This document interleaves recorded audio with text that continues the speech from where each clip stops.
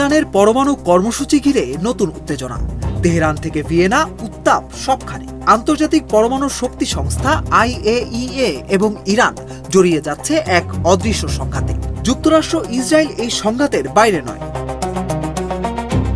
ইরানের ভিয়েনা মিশনের দাবি, তেহরানের শান্তিপূর্ণ পরমাণু স্থাপনাগুলোতে চালানো হয়েছে 17টি অবৈধ হামলা। আর এই হামলায় এখন আন্তর্জাতিক সহযোগিতার পথে বড় বাধা। তারা বলছে অপরাধীর দায় কখনো ভুক্তভোগীর ওপর চাপানো যাবে না। ইরান বলছে IAEA এর সঙ্গে তাদের সম্পর্ক ইচ্ছাকৃতভাবে জটিল করা হচ্ছে, চাপ তৈরি করা হচ্ছে, রাজনৈতিক উদ্দেশ্যে ব্যবহার করা হচ্ছে সংস্থাটির বোর্ড অব গভর্নর্সকে। এদিকে ইরানের পররাষ্ট্র মন্ত্রণালয়ের মুখপাত্র ইসমাইল বাঘাই বলেছেন, ইরান ইস্যুতে IAEA এর মহাপরিচালক রাফায়েল গ্রসির দৃষ্টিভঙ্গি রাজনৈতিক এবং দায়িত্বহীন। যদিও রাফায়েল গ্রসি ভিন্ন সুরে কথা বলছেন। তিনি স্পষ্ট জানিয়ে দিয়েছেন এটি রাজনৈতিক প্রতিক্রিয়া।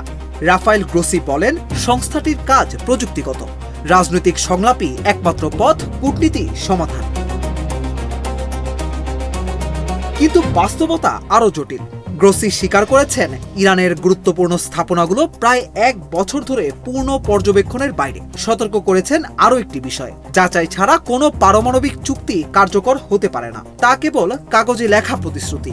বাস্তব প্রয়োগ নিশ্চিত করতে হলে প্রয়োজন আন্তর্জাতিক পর্যবেক্ষণ। কূটনীতিকরা বলছেন, আগামী সপ্তাহে IAEA বোর্ডের ত্রৈমাসিক বৈঠক 35 সদস্যের অংশগ্রহণে অনুষ্ঠিত হবে, যেখানে ইরানের পরমাণু ইস্যু নিতে পারে নতুন মোড়। যুক্তরাষ্ট্র ইরানের বিরুদ্ধে একটি খসড়া প্রস্তাব প্রস্তুত করেছে। এটি বড় আলোচনাকে আরও জটিল করে দিতে পারে। ওয়াশিংটন ও তেহরান যুদ্ধবিরতি বাড়ানোর বিষয়ে আলোচনা করছে। এটি ইরানের পারমাণবিক কর্মসূচি নিয়ে আলোচনার নতুন পথ খুলতে পারে। মার্কিন প্রেসিডেন্ট বলেছেন, ইরানকে পারমাণবিক অস্ত্র তৈরি করতে দেওয়া হবে না। ইরান বলছে তারা কখনোই তা করবে না। গত বছরের জুনে ইসরায়েলি ও মার্কিন হামলায় 3টি ইউরেনিয়াম কেন্দ্র ধ্বংস বা ক্ষতিগ্রস্ত হয়েছিল, কিন্তু উচ্চমাত্রার ইউরেনিয়াম এখনও রয়ে গেছে। IAEA এখনও তা যাচাই করতে পারেনি। মার্কিন যুক্তরাষ্ট্র ও ইসরায়েলকে নিয়ে রয়েছে ইরানের কঠোর অবস্থান। তাদের দাবি, এই দেশগুলোর সামরিক কর্মকাণ্ডই পুরো পরিস্থিতিকে অস্থিতিশীল করেছে। মধ্যপ্রাচ্যের উত্তেজনা তাই আবারও ফিরে এসেছে আলোচনার কেন্দ্রবিন্দুতে। এদিকে কূটনৈতিক টেবিলে চলছে বৈঠক, কিন্তু সমাধান এখনো অনিশ্চিত। আস্থার সংকট বাড়ছে।